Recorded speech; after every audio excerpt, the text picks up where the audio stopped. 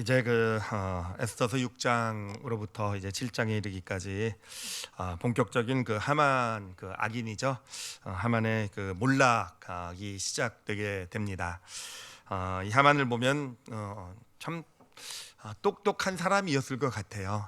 굉장히 탁월함도 있었던 사람이었을 것이고요.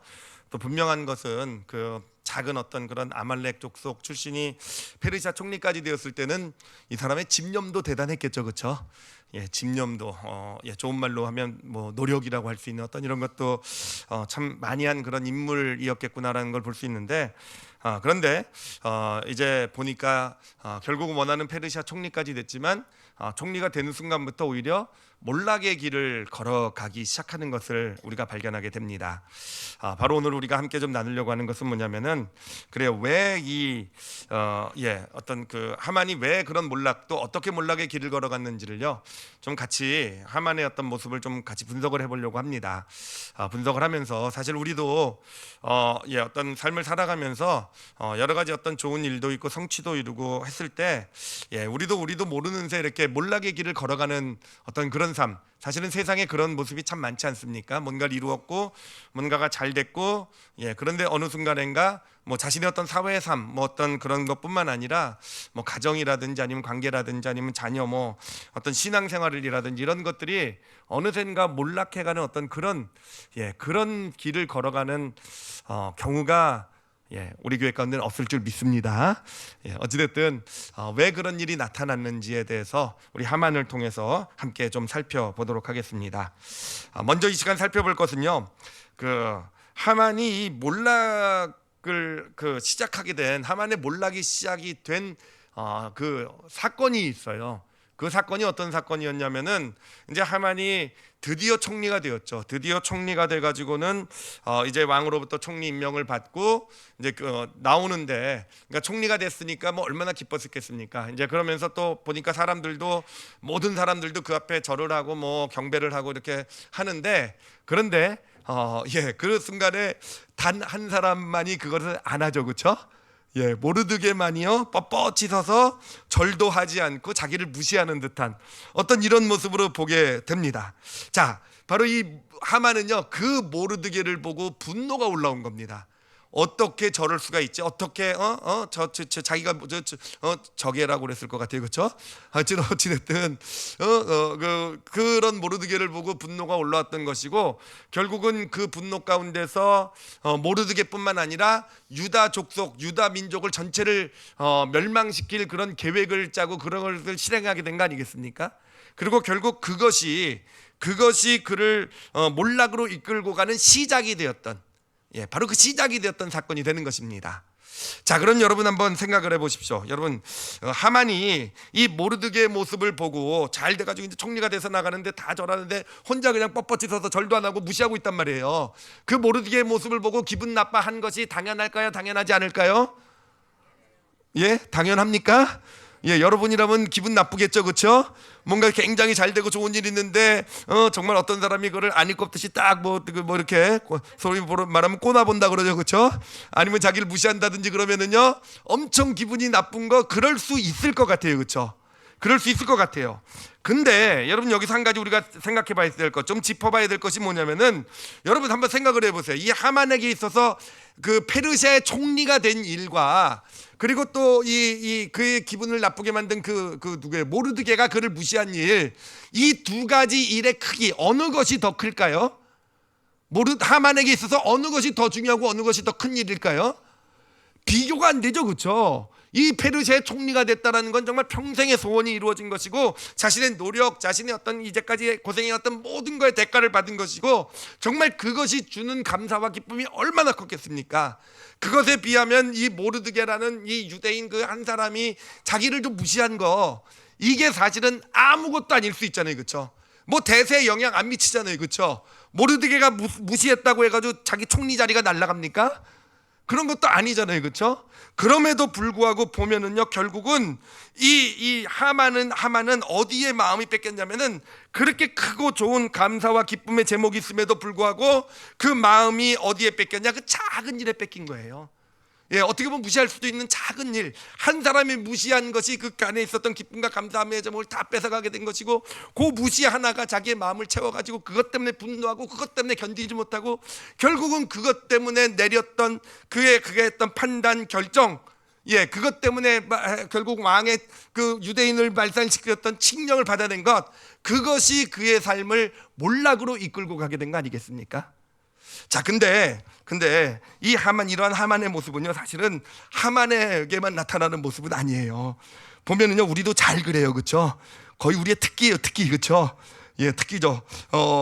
여러분, 제가 표현 하나를 소개해드릴 때 제가 말해볼 테니까 여러분 한번 잘 생각해 보세요. 어디서 들어본 적이 있는지 없는지 잘 생각해 보세요.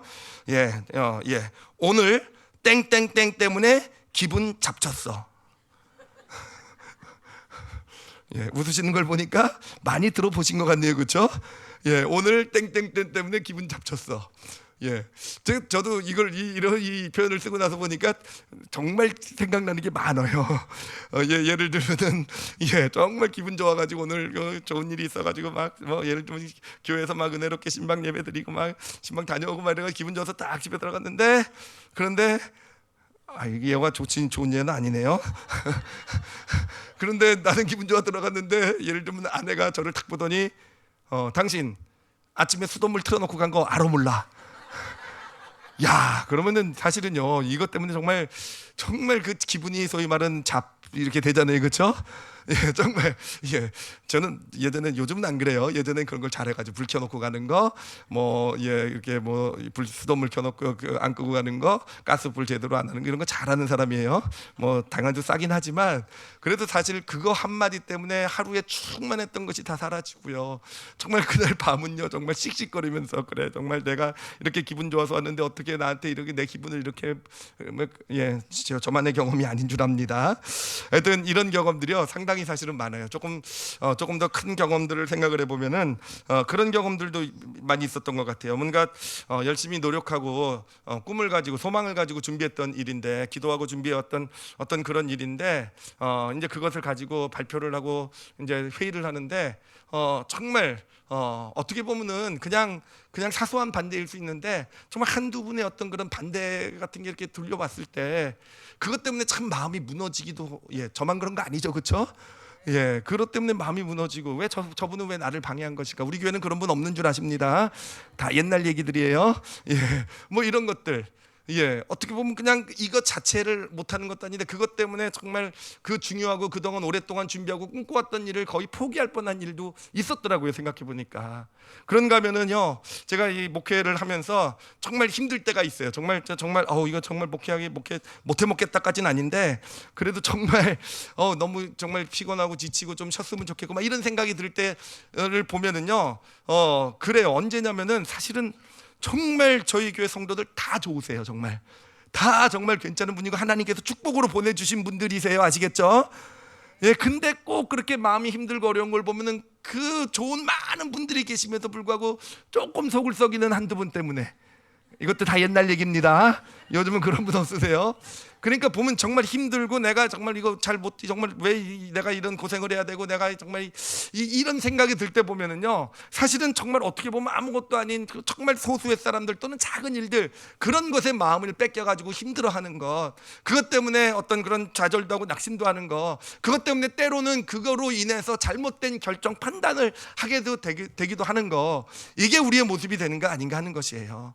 그러니까 우리의 모습을 보면은 정말 어떻게 보면 감사하고 기뻐하고 좋아할 만한, 정말 축복이 될 만한 제목이 열이 있어도요, 정말 나를 조금 힘들게 하고 하는 문제가 하나만 있어도, 일이라는 크기만 있어도 우리의 마음은 열로 감사하는 데 가는 것이 아니라 어디로 주로 갑니까? 하나 때문에 힘들어하는 쪽으로 간다는 거예요. 그 하나 때문에 마음의 어떤 그런 섭섭함과 분노를 품는 쪽으로 간다는 거예요. 그리고 우리가 결정을 내릴 때, 어떤 판단을 내릴 때 열에 있는 감사와 기쁨을 가지고 결정 내고 판단을 하게 되는가? 아니, 그렇지 않은 거 아니겠습니까? 요 하나가 결국은 영향을 미쳐서 내 삶에 정말 어떨 때는 진짜 중요한 결정을요, 요 하나 때문에 수많은 좋은 것들을 놔두고, 정말 수많은 그동안의 감사의 제목 이만큼 많은데, 지금 내가 있었던 조그만 나를 힘들게 하고 섭섭하게 했던 일, 그거 하나를 가지고 내 삶의 결정을 내려버리는 그런 어리석은 길을 걸어가는 것, 그것이 우리의 모습이 아닌가 하는 거예요. 바로 하만의 실수가 어디겠습니까?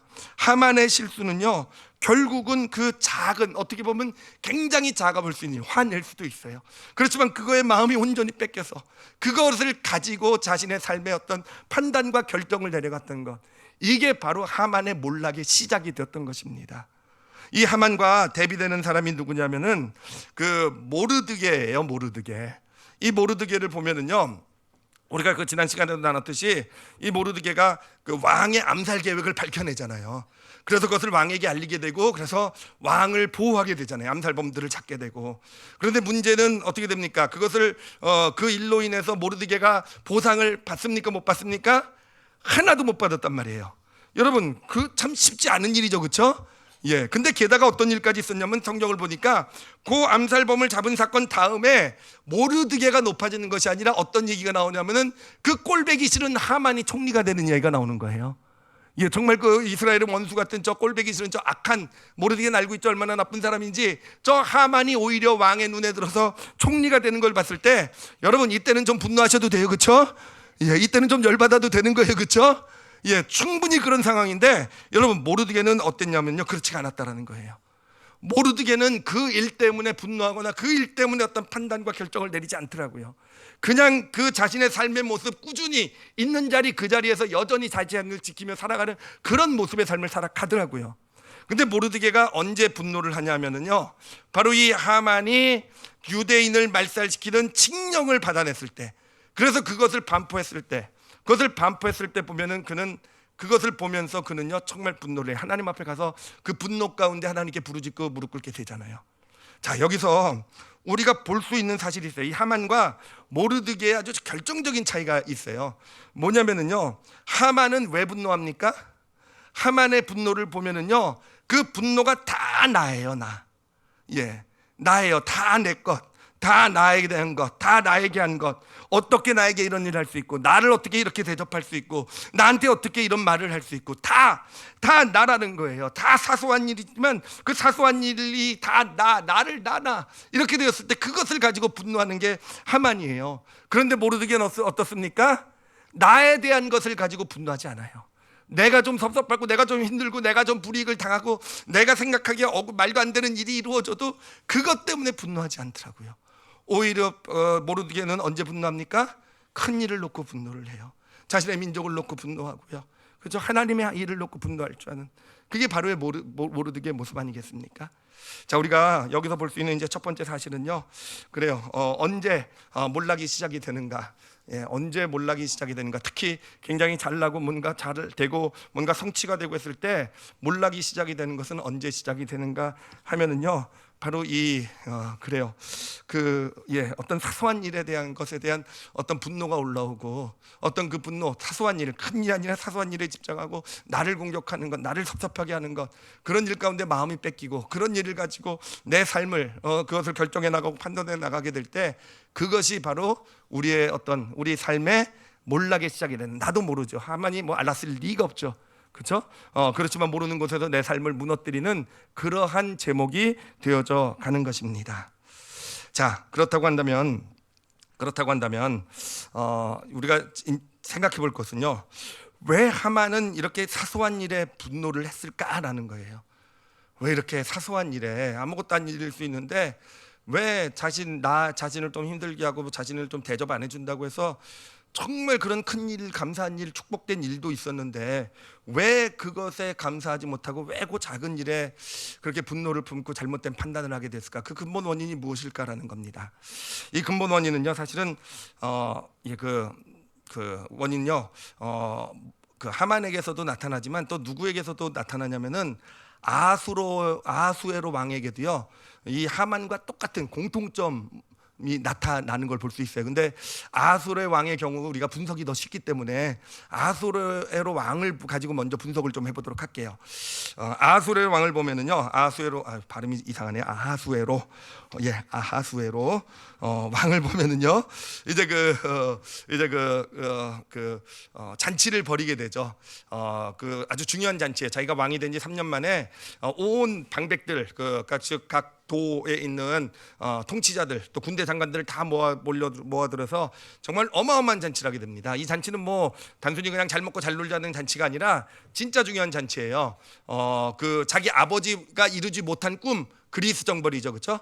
그 그리스 정벌의 꿈을 이루고자 바로 이 모든 그 자기의 다스리는 어떤 모든 도들의 협력을 얻어내기 위해서 그 사람들을 다 불러가지고 잔치를 여는 거예요. 그래서 우리 힘내고 아버지가 못 이룬 그 꿈을 내가 이루겠다, 우리 같이 가자. 정말 중요한 잔치를 하고 있었어요. 근데 그때 잔치가 끝날 때쯤 돼가지고 왕이 어떤 생각을 하게 되냐면은 자기 왕비가 엄청 예쁘단 말이에요. 와스디가. 그렇죠? 엄청 예쁜 걸 보고 사람들에게 좀 자랑하고 싶은 마음이 생겼어요. 그래가지고 왕비 와스디에게 좀 나와서 당신의 미모를 좀 자랑하세요 라고 얘기했는데, 이 왕비 와스디가 어떻게 합니까? 거절하죠. 그렇죠? 싫습니다. 그렇죠? 예, 요즘 같은 시대도 아니고 거절하면, 왕한테 거절하면 되겠습니까? 그렇죠? 하여튼 좀 답답한 사람이긴 해요. 그래도 어찌됐든 거절을 하게 되는데, 그것을 가지고 왕이 분노를 하죠. 그렇죠? 분노를 해가지고 그 왕비를 패하는, 나중에 그 결정을 후회하게 돼요. 패하는 결정을 하게 됩니다. 자, 그럼 여기서 우리가 볼 수 있는 게, 왕이 왜 정말 그렇게 크고 중요한 잔치를 하고 있는데, 그래서 정말 모든 그 장군들이, 모든 어떤 도지사들 이런 사람들이 다 기뻐하고 있는데, 왜 그 왕비 구경시켜 주는 거 하나가 좀 잘못됐다고 해서 왜 그렇게 분노하고, 왜 그렇게 왜 그런 그것 때문에 그것을 견디지 못했을까요? 왜 그렇겠습니까? 왜요? 왜 그랬겠어요? 이유는 뻔하죠, 그렇죠? 자기가 왕이니까, 그렇죠? 예, 왕이니까. 왕이면 다 자기 맘대로 할 수 있어야 되는 거잖아요, 그렇죠? 왕인데 내가 나오라 그러면 나와야지. 아무리 왕비라 그래도 안 나오면 안 되는 거잖아요, 그렇죠? 그래요. 이걸 뭐라고 얘기할 수 있냐면, 이거를요, 통제 본능이라고 말하는 거예요. 통제 본능. 그러니까 통제 본능이라는 것은 모든 것이 내 뜻대로 돼야 되는 거예요. 내가 원하는 대로, 내가 계획한 대로, 내가 생각한 대로 이루어져야 된다라는 게 통제 본능이에요. 그렇죠? 그리고 바로 왕이 가지고 있었던, 왕으로서 당연히 가지고 있을 수 있었던 통제 본능, 결국 그것이 좌절이 되고 거절이 되자 내 맘대로 안 돼. 그래서 분노한 거잖아요. 그렇죠? 자, 하만에게 있었던 것이요, 바로 이거예요. 이 통제 본능. 하만은요, 이 강한 통제 본능을 가지고 있었던 거 아니었겠습니까? 그래서 자기가 이제 총리까지 되어가지고 정말 왕 빼놓고는 다 자기 앞에 굴복하고 무릎을 꿇어야 되는데, 저 유대인 꼴보기 싫은 유대인 한 사람이 무릎 꿇지 않단 말이에요. 즉 자기의 통제하에 들어가지 않잖아요, 그렇죠? 이 통제하에 들어가지 않은 그것을 견딜 수 없었던 거. 그래요. 그 안에 있었던 어떤 통제 본능, 그 본능이 거절당하자 그 본능 거절당한 걸 견딜 수 없게 된 거, 견딜 수 없게 돼서 그것이 분노가 된 것이고, 그 분노 가운데서 결국은 잘못된 판단, 잘못된 결정, 그리고 결국 그것이 그를 몰락으로 이끌고 가는 그런 원인이 되었던 것입니다. 여러분, 이 통제 본능이라는 것은 사실은 정말로 심각한 문제예요. 이 통제 본능이 보면은요, 사실 인간의 그 원죄 있죠, 원죄의 근원이 되는 게 바로 통제 본능이더라고요. 이 원죄를 보면은 이제 원죄가 뭔지 다 아시죠? 하나님께서 선악과는 너희가 먹지 말라, 선과 악을 알게 하는 나무는 먹지 말라라고 명령하셨죠. 그 의미는 뭐냐면은 선과 악, 옳고 그름을 정하는 통제권은 하나님에게 있다라는 거예요, 그렇죠? 그러니까 너희가 이 에덴 동산에 좋은 것은 다 누려도 되는데, 옳고 그름을 정하는 통제권은 누구에게 있다? 하나님에게 있다. 그러므로 너희는 그 통제권에 따라야 된다라는 게 선악과의 의미잖아요, 그렇죠? 그런데 왜 인간이 그 선악과를 따먹게 됩니까? 아니라는 거잖아요. 그 선과 옳고 그름을 정하는, 특히 내 삶의 옳고 그름을 정하는 통제권은 내가 갖겠습니다라는 게 선악과를 따먹은 거. 그게 바로 원죄의 근원이 되는 것이잖아요. 그래요. 이 통제권이라는 것은요, 이 통제 욕심, 통제 욕구라는 것은 우리에게 어떤 죄의 근원이 되는 아주 가장 뿌리 깊은 욕구가 되는 거예요. 그리고 이것이야말로 이 인간의 모든 어떤 관계 갈등과 문제, 어려움을 가져다 주는 요소가 돼요. 창세기 3장 16절을 보면은 하나님께서 죄를 지은, 원죄를 지은 인간들에게 이렇게 얘기를 하세요. 또 여자에게 이르시되 내가 내게 임신하는 고통을 크게 더하리니 내가 수고하고 자식을 낳을 것이며, 자, 그 다음이 중요해요. 너는 남편을 원하고 남편은 너를 다스릴 것이니라 라고 나와 있죠, 그렇죠? 근데 여기서 너는 남편을 원하고 할 때, 원하고는요 너무 점잖은 표현이라고 말씀드렸어요. 이게 참 번역하기가 쉽지가 않은데, 영어로도 힘들고 다른 나라 말도 있는데 우리나라 말 중에 아주 적합한 표현이 하나 있다고 예전에 설명드렸습니다. 너는, 여자한테 얘기하는 거죠. 너는 남편을 한국말로 아주 좋은 표현이 있어요. 정확한 번역. 그냥 히브리 언어의 뜻을 아주 정말 너무 잘 다뤄주는 그 번역이 있는데 그게 뭐냐면요. 제가 신학교 때 발견한 그 번역이에요.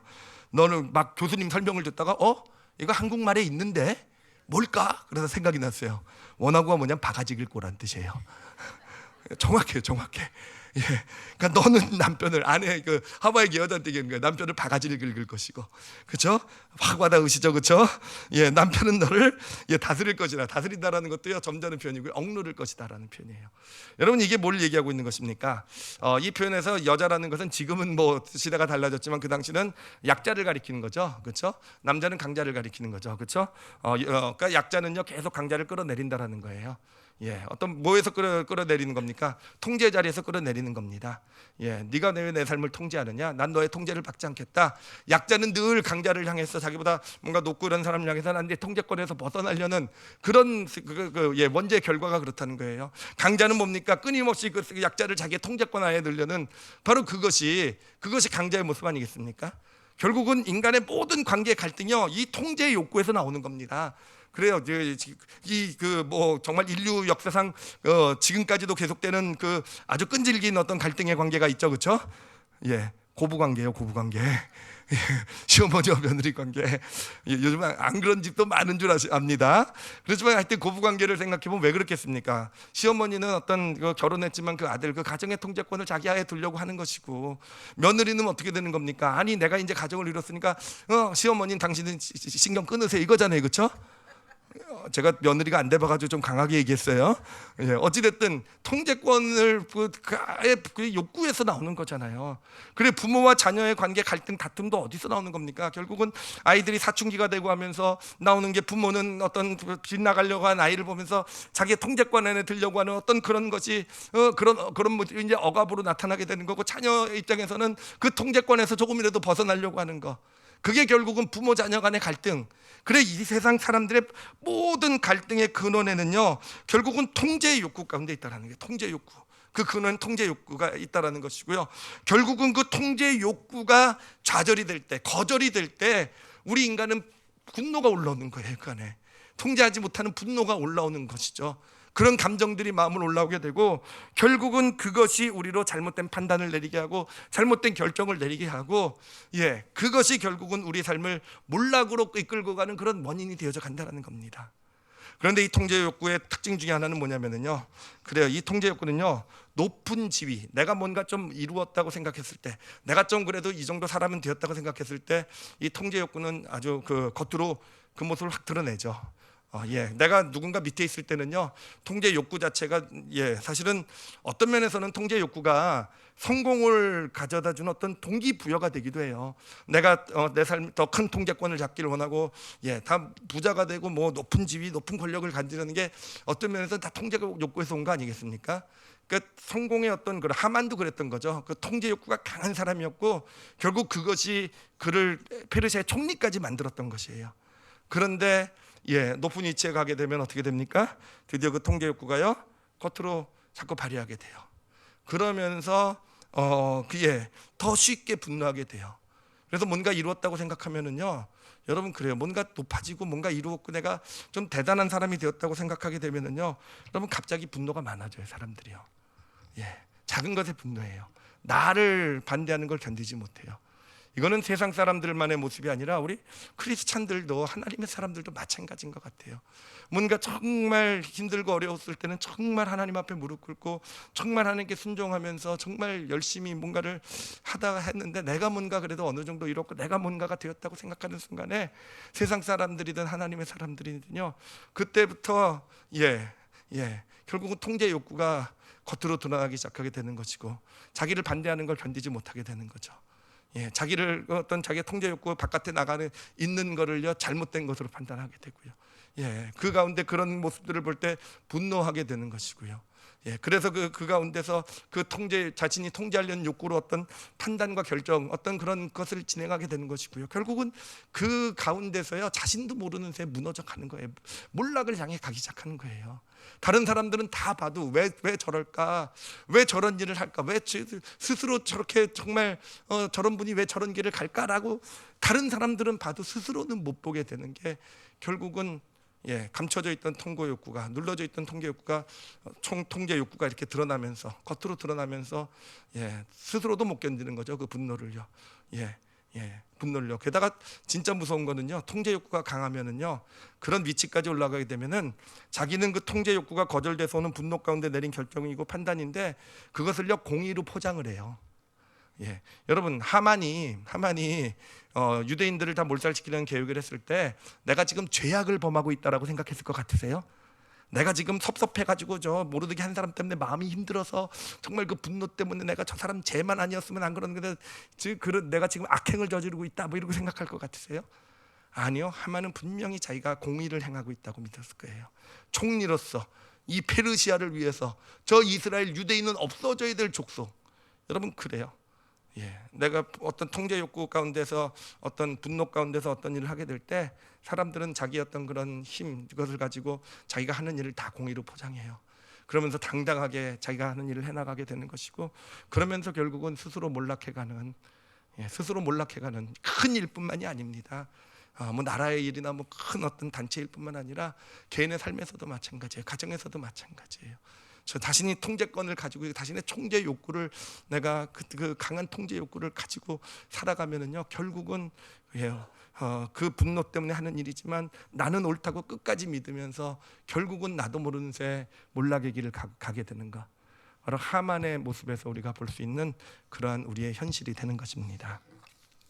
자, 그런데 여러분, 모르드게는 어떻습니까? 정말 모르드게를 보면은요, 어떻게 보면 좀 더디가는 것처럼 보이는 인생이라고 볼 수 있어요. 하만처럼 막 갑자기 총리가 되는 것도 아니지만, 그런 인생은 아니지만, 여러분 어떻습니까?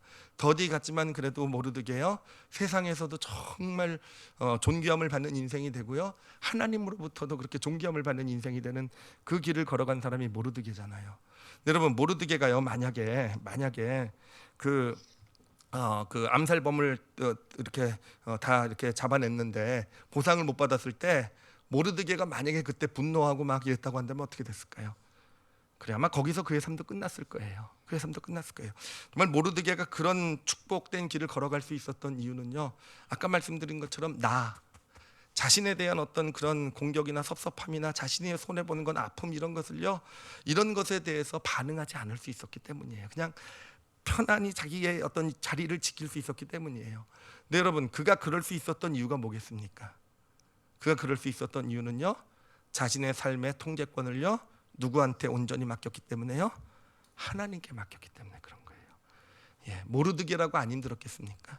큰 공을 세웠는데 오히려 하만이란 악인이 어떤 그런 그 총리가 되고 자신은 아무 대접도 못 받고 그랬을 때 모르드게라고 안 힘들었겠습니까? 그렇지만 그가 그 가운데서 분노하지 아니할 수 있었던 이유, 실족하지 않을 수 있었던 건요, 그 모든 자신의 삶에, 내 삶에 일어나는 통제권은 누구에게 있습니까? 하나님께서. 지금 이렇게 하시는 분도 하나님이시다 라는 그런 믿음이 있어서 그가 흔들리지 않고 그 길을 걸어갈 수 있었던 거예요. 여러분, 그럴 수 있었던, 그렇게 이런 삶을 살았던 아주 대표적인 인물이 누구냐면은 요셉 아니겠어요? 요셉이요. 형들에 의해서 애굽에 노예로 잡혀갔을 때요. 그렇죠? 노예로 잡혀가서 노예로서 12년 동안 충성을 다했는데 그 주인이 자기를 오해해가지고 자기를 감옥에 집어넣었단 말이에요. 충분히 분노할 수 있고 충분히 아파할 수 있는 상황이지만 성경을 보면 어떡합니까? 요셉은 안 그러잖아요. 그렇죠? 자신의 자리를 잘 지켜내잖아요. 그런 섭섭함, 그런 억울함 가운데서도요, 어떻게 그럴 수 있었겠습니까? 자신의 삶의 통제권을요, 그에게도 통제 욕구가 없었겠습니까? 그렇지만 그것을 하나님께 계속 내놓은 거예요. 하나님께서 다, 지금 억울하고 너무 힘든 상황이지만 이 상황도 누가 주관하십니까? 하나님이 주관하고 계신 줄 믿습니다. 그 믿음으로 살아갔던 것이고, 그것이 결국은 요셉도 그렇고 모르드게도 그렇고 정말 축복된 삶으로 이끄는 믿음의 제목이 되었던 것입니다. 우리 올리브교회 성도들은요, 이 통제 욕구를 다 하나님께 맡기실 줄 아는 그런 믿음의 사람들 되시길 바랍니다. 이게 정말 뿌리 깊은 거예요. 진짜예요. 우리 인간의 원죄를 가져온 아주 근원적인 어떤 죄성이 아주 근원에 자리 잡고 있는 것이고요. 그래요. 이 통제 욕구가 있기 때문에 늘 우리는 이기적이 되고, 늘 나에게 잘못하고 나에게 섭섭해한 걸 견디지 못하는 그런 모습이 나타나게 되는 거예요. 그렇기 때문에 여러분, 끊임없이 내려놓으셔야 돼요. 끊임없이 특히 자신을 점검해 보실 때 마음에 분노나 섭섭함이 생기면은요 꼭 한번 돌아보시기를 바랍니다. 내가 지금 왜 분노하고 왜 섭섭해하고 있는가? 왜 그렇겠습니까? 이 통제 욕구 때문에 그래요. 그렇죠. 예.